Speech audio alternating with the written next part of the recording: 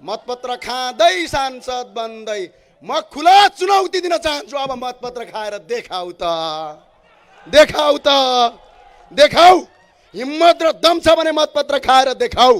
अनि त्यो मतपत्र खानेलाई अस्पतालमा लगेर भुडी च्यारेर मतपत्र निकाल्नुपर्छ कि पछाडिबाट ठ्याकठ्याक मुखेलोबाट ओकेलेर निकाल्नुपर्छ, त्यो हामी गर्छौँ। अब मतपत्र खाएर देखाऊ।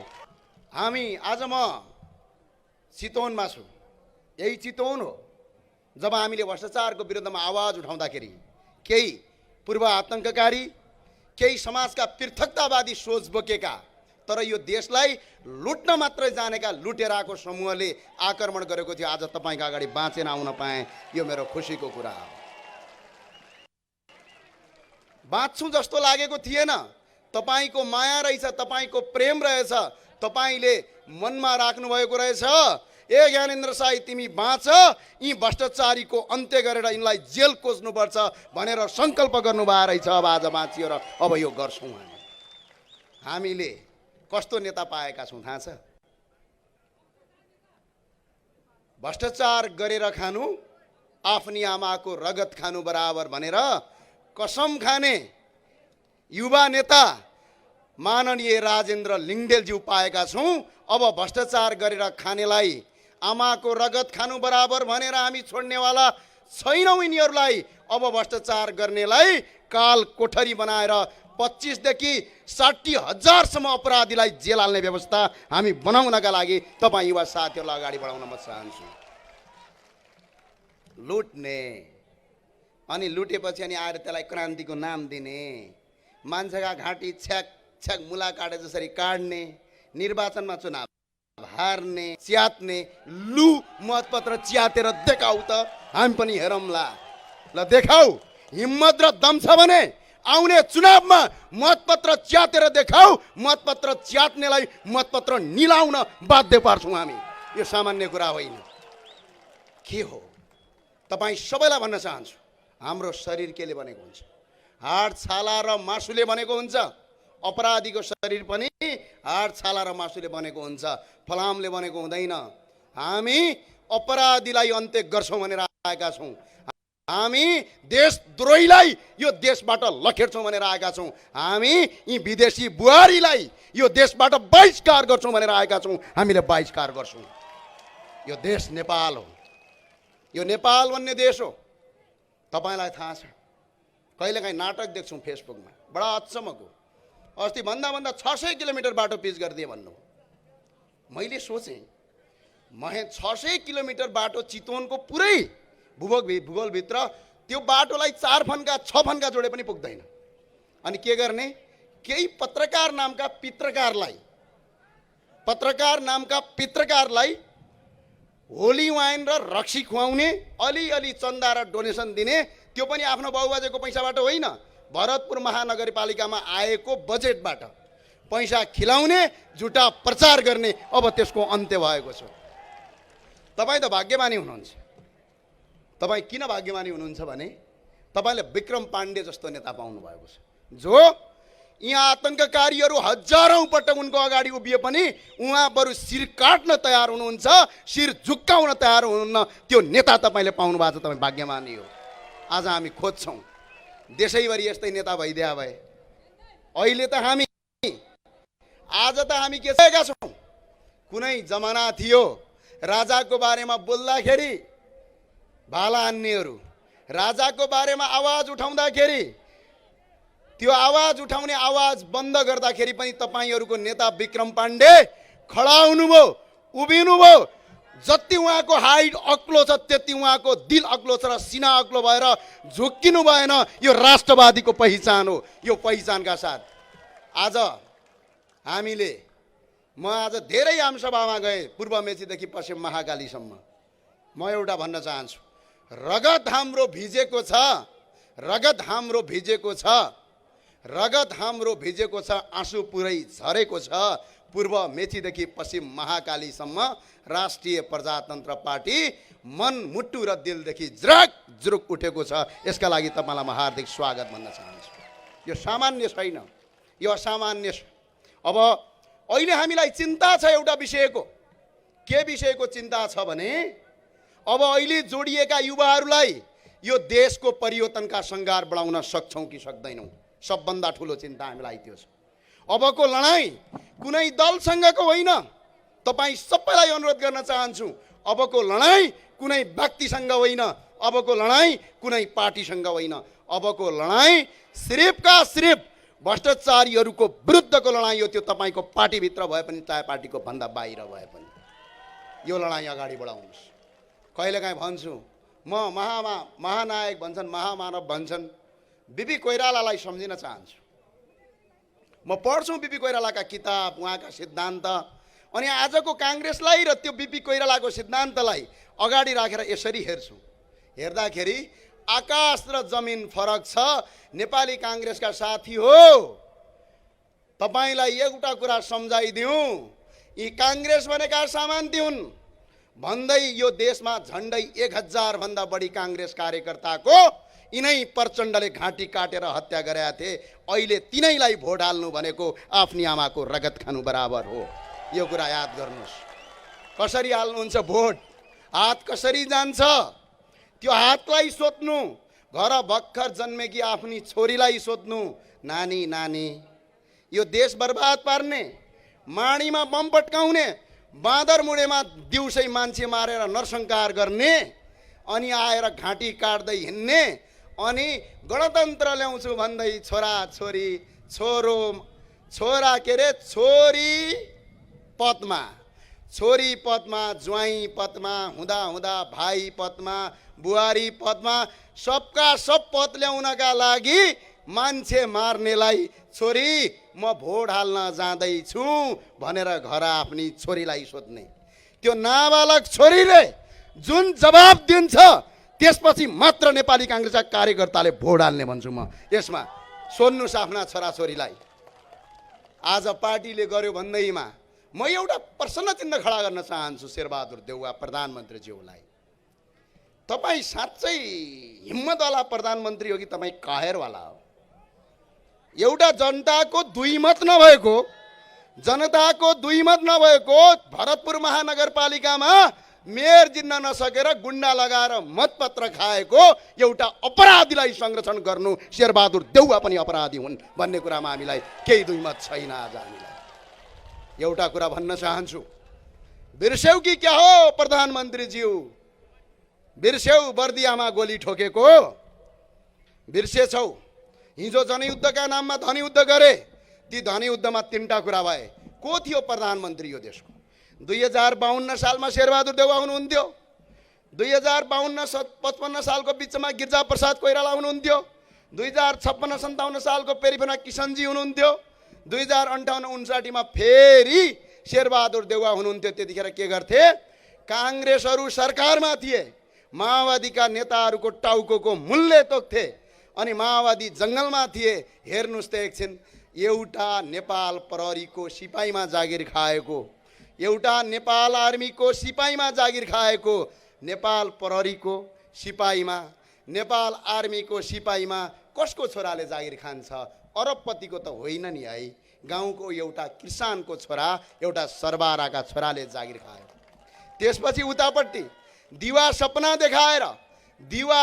देखाएर ती दलित, उत्पीडित, पिछडित वर्गका ती गरिब सरबाराका छोराछोरीहरू एक सरो कपडा मेरो छोरीलाई, श्रीमतीलाई लगाइदिउँला, बिहान बेलुका मेरी छोरीलाई राम्रो शिक्षा दिउँला र एक गाँस भात खाउँला, राम्रोसँग पेट भरिएला भनेर माओवादी भएका दुखी गरिबका छोराछोरीहरू यताबाट श्रीमतीको एक सरो कपडा किन्नका लागि आर्मी र प्रहरी भएका गरिबका छोराछोरीलाई आपसमा 2टा अपराधी टाउकेले भिडाएर मारे, 17,000 मारे। अहिले के गर्दैछन्? 2 जना अपराधी गाला जोडेर तपाईको चुनावी क्षेत्रमा भोट देऊ भनेर आउँदैछन्। भोट होइन लाफा दिनुस् भनेर म तपाईलाई अनुरोध गर्न चाहन्छु। केका लागि भोट दिने?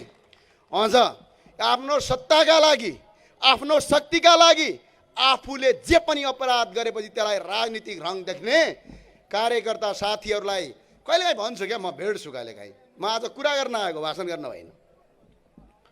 एयरपोर्टमा भेट्छु कहिलेकाहीँ नेपाली काङ्ग्रेसका शीर्ष नेताहरूलाई, म क्वेसन गर्छु। के गर्छु? एमसीसी जस्तो यो देशको राष्ट्रघाती चिज, जहाँ कि सरासर यो देश सम्झौतामा राख्ने कुरा छ, त्यस्तो राष्ट्रघाती चिज नेपाली काङ्ग्रेसका 99% कार्यकर्ता यसको विरुद्धमा छन्। हुँदा हुँदै पनि तपाईँले एमसीसी पारित गर्नुभयो। कार्यकर्ताले तपाईँलाई जुत्ताले हान्दैनन्। तपाईँलाई भोलि भोट नदिएर कार्यकर्ताले बहिष्कार गर्लान् नि त। तपाईँको त करियरै बर्बाद होला नेताज्यू भनेर सोद्धाखेरि उहाँले जवाब मलाई के दिनुहुन्छ थाहा छ? के जवाब दिनुहुन्छ भने एउटा जवाब दिनुहुन्छ के, हाम्रा कार्यकर्ता सक्रिय कार्यकर्ता हुन्, हामीले ती कार्यकर्ताको घरमा गएर आगो लगाए पनि हाम्रा विरुद्धमा जाँदैनन्, किनकि घरमा पालेको पशु जस्तै दाम्लो लगाएका कार्यकर्ता हुन् भन्छन्। अब तपाईँ सबै कार्यकर्तालाई एउटा आग्रह छ, एउटा अनुरोध छ, तपाईँको शक्ति, तपाईँको कार्यकर्ताले नेतृत्वले गलत गरेपछि त्यसका विरुद्धमा जाने शक्ति प्रयोग गर्नुस्। यसपटक प्रयोग गर्नु भएन भने अर्को 100 जुनीसम्म प्रयोग गर्न पाउनुहुन्न। यसपटक प्रयोग गरेर हराइदिनुस् भन्न म चाहन्छु। तपाईँ कार्यकर्ता भनेको यो देशको शक्ति हो। कार्यकर्ता पनि नेपाली आमाको छोरा हो। कार्यकर्ता पनि जनता हो।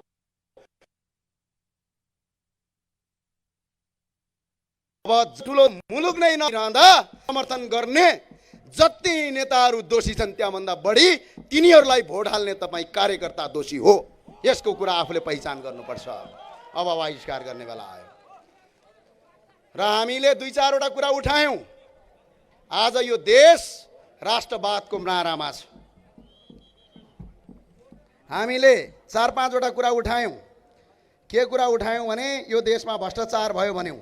यो देशमा भ्रष्टाचार हुँदा आज 8 खर्ब 43 अर्ब वैदेशिक ऋण बढेर अहिले 17 खरब भयो। अझ यिनलाई नै भोट हाल्नु पर्ने। झन्डै आयात हाम्रो 15 खर्ब छ। झन्डै विदेशबाट कपडा मात्रै हामी 2 खर्बको आयात गर्छौँ।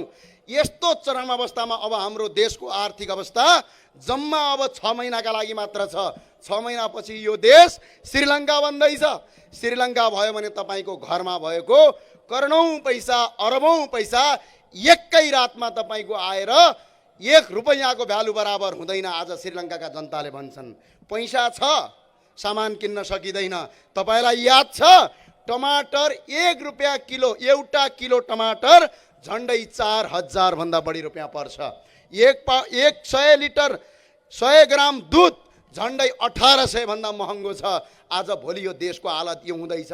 विदेशबाट ऋण ल्याएर आउने 8 खर्बको ऋण 17 खर्ब पुर्याउने, त्यो ऋण ल्याएर यहाँका छोटे महाराज धिराजलाई पाल्ने अनि तिनलाई हुर्काउने, अनि हामी र तपाईँ जनताले यिनको ऋण तिर्दिनु पर्ने। के तपाईँ हामी यिनका दास हो या होइन? हो या होइन? यदि होइन भनेपछि यो 17 खर्ब ऋण शेरबहादुर देउवाजी, प्रचण्डजी र माधव कुमार नेपालजी र झलनाथ खनालले आफ्ना बाउबाजेको सम्पत्ति बेचेर तिर्नुपर्छ। जनताको पैसाबाट तिर्न पाइँदैन। यो केका लागि पालेको? हामीले संघीयताको विरोध गर्यौं भन्यौं। संघीयतामा स्थानीय तह चाहिन्छ भन्छौँ हामी। संघीयतामा हामीले प्रदेश चाहिँदैन भन्यौं।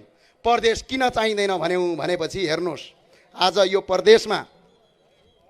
प्रदेशमा झन्डै यो 3 वर्षमा बागमती प्रदेशमा झन्डै कति आयो भने 1 खर्ब 92 अर्ब 37 करोड 18 लाख 21,000 वटा तपाईका 21,000 को बजेट आइरहँदा एउटा स्कुल बनेन, एउटा अस्पताल बनेन, एउटा गरिबको छोराले 1 सरो कपडा लाउन पाएन, 1 गाँस भात खान पाएन। यो 1 खर्ब 92 अर्ब 37 करोड 18 लाख 21,000 रुपैयाँ तपाईँ हामीले कर तिरेको पैसा हो। विदेशीसँग ऋण मानेको पैसा हो। यो ऋण मागी कर तिरी यी छोटा र सुकिल्ला मुकिल्ला 2 कौडीका औकात नभएका यी माननीय पाल्दैनौँ। हामी यिनलाई खारेज गर्छौँ भनेर हामीले लाग्यौँ। यो 1 खर्ब 92 अर्ब 37 करोड 18 लाख 21,000 रुपैयाँमा यदि मिड सिटी जस्तो अस्पताल बनाउने हो भने, यदि चितवनको यो अगाडिको मेडिकल कलेज जस्तो अस्पताल बनाउने हो भने 1.5 अर्ब रुपियाँ खर्च हुन्छ। त्यस्ता अस्पताल, पोखरा विश्वविद्यालय जस्ता विश्वविद्यालय यदि बनाउने हो भने 64 वटा त्यस्ता अस्पताल, 64 वटा त्यस्ता स्कुल बन्छन्। हामी यो सेतो हात्ती पाल्दैनौँ। हामी त्यो बजेट शिक्षा र स्वास्थ्यमा खर्च गर्छौँ। नेपालका कुनै पनि नागरिक शिक्षाबाट तडपिनु पर्दैन, स्वास्थ्यबाट तडपिनु पर्दैन। यो निशुल्क र गुणस्तरीय गर्छौँ भनेर लागेका छौँ। त्यही भएर यसलाई खारेज गर्छौँ भनेर लाग्यौँ हामी।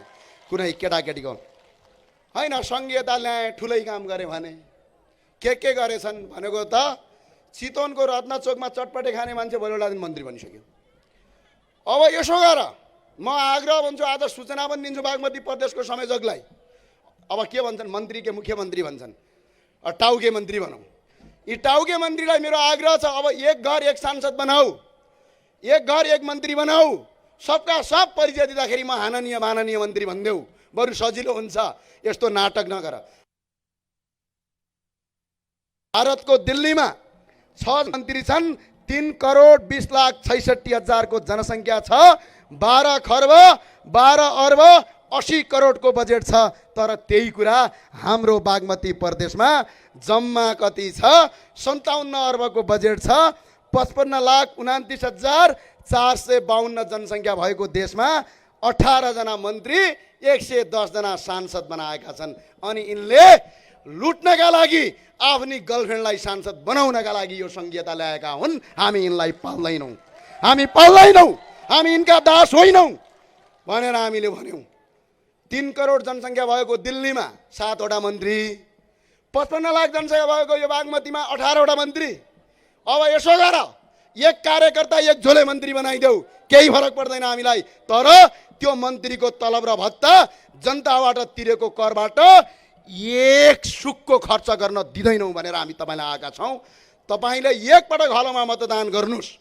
हलोमा मतदान गर्नुभयो भने 1 रुपैयाँ पैसा पनि यिनलाई खान दिँदैनौँ।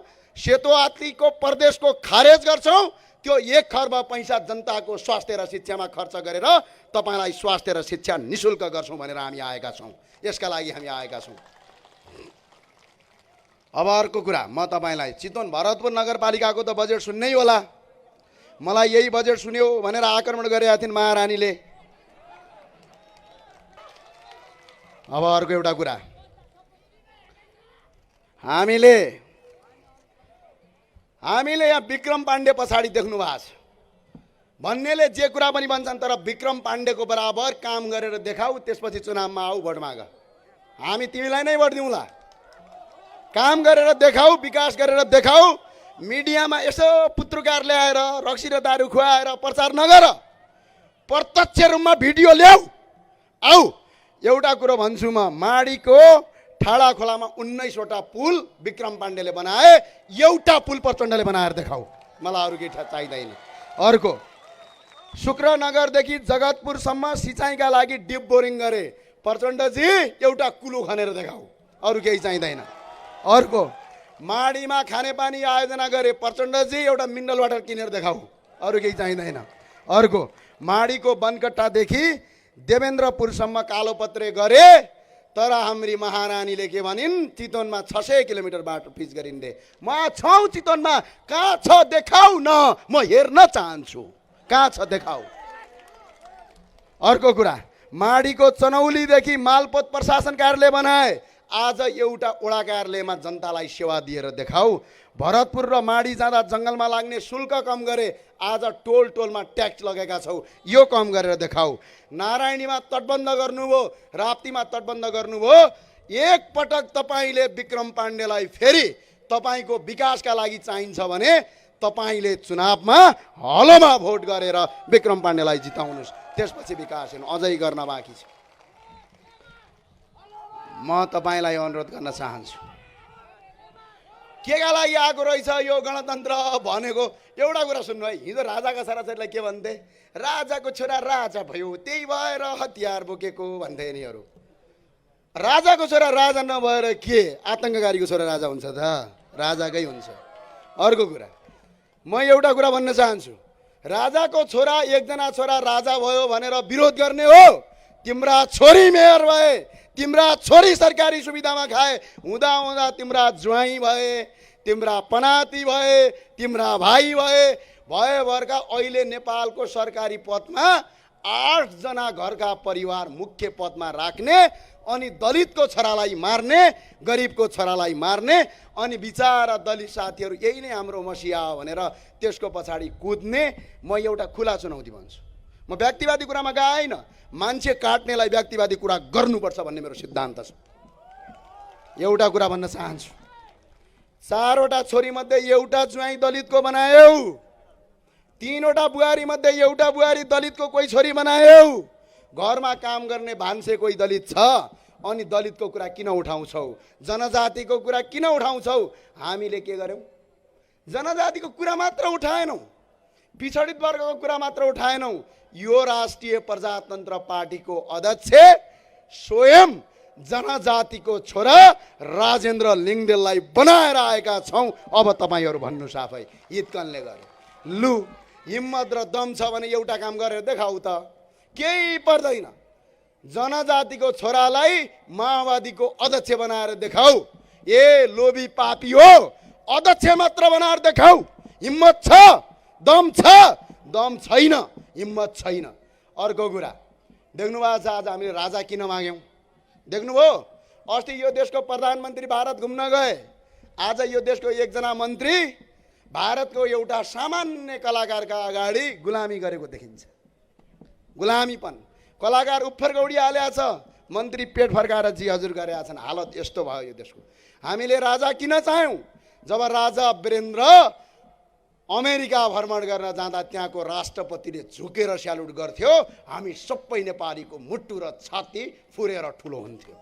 जब राजा महेन्द्र बेलायत भ्रमण गर्न जान्थे, त्यहाँकी महारानी एलिजाबेथ र भिक्टोरियाले झुकेर स्यालुट गर्थे।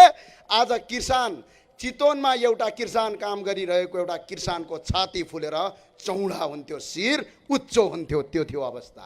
आज मेरो देशको प्रधानमन्त्री भारत भ्रमण गर्न जान्छ, एउटा कार्यालय सहयोगीले स्वागत गर्छ, हुँदा हुँदा एउटा पार्टीको कार्यालयमा गएर चिया खान्छ, सिङ्गो 3 करोड जनताको शिर झुक्यो। त्यही भएर राजतन्त्र चाहियो भन्यौं। हामीले के गल्ती गर्यौं? हामीले ढाका टोपी लाउँछ नेपालीले, किन? बरु भोक भोक मेरो शिर नझुकोस् भनेर ढाका टोपी लाउने देशका जनता हौं हामी। तिमीहरू जस्ता गुलाम होइनौं हामी। गुलाम गर्न मन छ भने इन्डिया जाने, भारत जाने, नरेन्द्र मोदीज्यूको र योगी आदित्यनाथको घरमा गेट पाले बस, हामीलाई आपत्ति छैन। तर देशको प्रधानमन्त्री भएर भारतका अगाडि गुलामी गर्न पाइँदैन। हाम्रो यो नारा छ। भरतपुर महानगरपालिकाको बजेट शून्य हो, हामीलाई यही बजेट सुनायो भनेर आक्रमण गर्दै थिए। त्यही भएर यो बजेट सुन्ने टिभीमा हेर्दैछन् होला बिचाराहरू। हिम्मत र दम छ भने यहाँ अगाडि आउने, कानमा सुन्ने दम छ। असली दम कस्ता हुन्छन्? एक फेरि यस्तो कथा भयो क्या, के भयो थाहा छ? स्यालहरू 6-7वटा स्यालहरू पुराका पुरा तन्नेरी रहेछन् रे, पुरा छाती फुलाउँदै आज त जङ्गलमा राज गर्ने हो भनेर जाँदै रहेछन् रे। एउटा स्यालले भनेछ अरे, ओहो हामी साँच्चै सक्छौँ त? बाघ त बुढो छ, बाल मतलब छैन, जङ्गलमा छाती फुराउँदै गएछन् रे। बाघ सुतेर बस्या रहेछ रे। अनि बाघले घुर्र गर्ने बित्तिकै ती स्यालले सुइकुच्चा ठोकेर 7 माइल टाढा भएछन् रे। राजा, यो देशको बाघ हो, तिमीहरू स्याल हौ, जति उफ्रे पनि तिमीहरूको केही पनि काम छैन। यो कुरा इतिहासले देखाएको छ। स्याल स्याल हुन्छ, बाघ बाघ हुन्छ। हो, त्यही भएर के हो, यी सुँगुर हुन्, राजा यो मालिक हो यो देशको। त्यही भएर हामीले राजतन्त्र चाहन्छौँ भनेर हामीले कुरा गर्यौँ। आज हालत यस्तो बनाए, लुटी देशलाई खाएका छन्। अब म प्रस्तुत गर्न गइरहेको छु, भरतपुर महानगरपालिकाको यो पैसा कहाँ छ? माननीय मेयरज्यू, तपाईले यो पैसा तपाईहरूको बाबुबाजेको सम्पत्ति बेचेर ल्याए होइन, यो जनताको करबाट उठेको रकम हो। यसको एक हिसाब चाहिन्छ। होइन भने आउने चुनावमा तपाईको जमानत जफत हुँदैछ, मुद्दा लगाएर अमेरिका भाग्य पनि पक्राउ गरेर अख्तियार अनुसन्धान आयोगमा ठडाउनेछु भन्ने प्रतिबद्धता गर्न चाहन्छु। सुन्नुहोस्, 3 वर्षमा 2078, 2077 र 2075 सालमा गरी 8 अर्ब 50 करोड 22,61,000 रुपैयाँ आएको छ। कति रे? 3 वर्षमा 8 अर्ब 50 करोड 22 लाख 61,000 रुपैयाँ 3 वर्षमा आएको छ। यसको झन्डै 4 अर्ब 34 करोड 77 लाख 95,000 कर्मचारी र रेणुकुमारी दाहालज्यूको तेल खर्च छ। यो पैसा चाहियो, हामीलाई चाहियो भन्छौँ हामी। यो प्रत्येक भरतपुरका जनताले पैसा माग्नुस्, चालु खर्च चाहियो। झन्डै 23 करोड 77 लाख 8,000 रुपैयाँ मोज र मस्ती खर्च छ। ज्ञानेन्द्र साईलाई आक्रमण गर्नका लागि ती कार्यकर्तालाई यही पैसा खर्च गरेको भने पनि तिराउँछौँ र जेल हाल्छौँ भनेर म आज प्रतिबद्धता गर्न चाहन्छु। आज यो गर्न पाइँदैन। झन्डै 47 करोड 27 लाख 19,000 को आज बेरुजु छ। त्यही भएर तपाईँ सबैलाई अनुरोध छ, यो पैसाको एक हिसाब किताब माग्नुस्। यो पैसा कसैले कसैको बाउबाजेको सम्पत्ति बेचेर ल्याएको होइन। तपाईँ हाम्रो करबाट उठेको पैसा हो। सरकारले भरतपुरलाई विकास गर भनेर दिएको पैसा हो। उखान टुक्का भन्नलाई र पितृ पत्रकार ल्याएर दारू खुवाएर नसमाचार लेख्नलाई होइन। यो कुरा होसियार रहोस्। र अर्को कुरा भन्न चाहन्छु, चुनाव आउँदैछन् गाला मिलाएर पूर्व प्रतिद्वन्दीहरू गाला मिलाएर आउँदैछन्। तपाईँको जनमतको प्रयोग गर्नुहोस् र चुनाव आउँदैछ, पैसा पनि दिन्छन् होला। पैसा दियो भने तपाईँ सबैले पैसा लिनुहोस् भन्छु म। यिनीहरूले त्यो पैसा बाँडेको बाबुबाजेको सम्पत्ति बेचेर होइन, भ्रष्टाचार गरेर बाँडे हो। घर घरमा पैसा लिने, जब चुनाव आउँछ त्यहाँभित्र गोप्य मतदान हुन्छ, गएर हलोमा भोट हाल्ने। यिनलाई पैसा खाएर टाट पल्टाउने, चुनावमा भोट नहालेर पागल बनाउने, यो काम अब तपाईँ जनताका हातमा छ। तपाईँले यो काम गर्नुहोस्। तपाईँले यो काम गर्ने युवा साथीहरू देखेका छौँ यतापट्टि। केटाहरू हो, साथीहरू हो, मेरो उमेरका हुनुहुन्छ साथीहरू हो। 20 जना छौँ भने 40 जना बनाऊ। जाऊ दाई, हामी त 40 जना छौँ, 80,000 देऊ। होइन, हामी 80 जना छौँ, 2 लाख माग। प्रत्येकले पैसा लिने, चुनावमा भोट हाल्दाखेरि हलमा भोट हाल्ने र यिनलाई जमानत जफत गर्ने अधिकार तपाईँसँग छ। अबको लडाइँ सिर्फ स्वास्थ्यका लागि एक पटक राष्ट्रिय प्रजातन्त्र पार्टीलाई चुनाव जिताउनु भयो भने यो भरतपुर महानगरपालिकामा म प्रतिबद्धता व्यक्त गर्न चाहन्छु। 12 क्लाससम्म निशुल्क शिक्षा यही भरतपुरको बजेटबाट गर्छौँ। 1 रुपैयाँ तपाईँको तलब खान दिँदैन। हामी यो काम गर्छौँ। अर्को कुरा, भरतपुर महानगरपालिकाबाट राष्ट्रिय प्रजातन्त्र पार्टीको कुनै पनि उम्मेदवारले भ्रष्टाचार गर्यो भन्ने कुरा थाहा पाउने बित्तिकै राष्ट्रिय प्रजातन्त्र पार्टीको केन्द्रीय अध्यक्ष राजेन्द्र लिङ्गदेलज्यूले भन्नुभएको छ, एउटा हातमा राजीनामा पत्र, अर्को हातमा उम्मेदवारको उम्मेदवारी पत्र। जनताका लागि काम गर्ने होइन भने राजीनामा दिने र राजीनामा खोज्ने अधिकार राष्ट्रिय प्रजातन्त्र पार्टीले गर्छ। र अर्को कुरा, उम्मेदवारलाई भन्छु, तपाईँले राष्ट्रिय प्रजातन्त्र पार्टीबाट यहाँबाट उम्मेदवार दिँदै हुनुहुन्छ भने मन्दिर जाने, हिन्दू छ भने, मुसलमान छ भने मस्जिद जाने, बुद्ध धर्मावलम्बी छ भने गुम्बामा जाने र कसम खाने, भ्रष्टाचार गर्नु मेरी आफ्नै आमाको रगत खानु बराबर भनेर कसम खाने, त्यसपछि मात्रै उम्मेदवारी दर्ता गर्ने। हाम्रो लडाइँ अब शिक्षाका लागि हो। हाम्रो लडाइँ अब भ्रष्टाचार विरुद्धका लागि हो। एक पटक यो देशमा राष्ट्रिय प्रजातन्त्र पार्टीलाई चुनावमा भोट हाल्नुहोस्। हामी धेरै ठुला गफ गर्दैनौँ, तर स्वास्थ्य र शिक्षा निशुल्क र गुणस्तरीय गर्ने प्रतिबद्धता व्यक्त गर्न चाहन्छु र त्यो गरेर देखाउँछौँ। अब आउने चुनावमा हामीलाई भोट हाल भनेर आउँदैनौँ। जुन पालिकामा हामीले चुनाव जितेका छौँ त्यो पालिकाको प्रगति विवरण ल्याएर तपाईँको घर आँगनमा आउँछौँ। भोट हाल्ने नहाल्ने तपाईँको जिम्मा हुन्छ। हामीले यो काम गर्छौँ। र जाँदै सबैलाई भन्न चाहन्छु, हाम्रो सर्दै अध्यक्ष माननीय राजेन्द्र लिङ्गदेलजी हुनुहुन्छ, उहाँका विशेष बनाइहरू हामी अझै आतुर छौँ। तर जाँदै सबैले एकपटक हात उठाएर भनौँ, प्रतिबद्धता व्यक्त गरौँ। अबको लडाइँ राष्ट्रवादका लागि हो, अबको लडाइँ शिक्षाका लागि हो, अबको लडाइँ स्वास्थ्यका लागि हो, कुनै सिद्धान्त र घटन्त र भाषण तन्त्रका लागि होइन भन्ने कुरा प्रतिबद्धता व्यक्त गरौँ।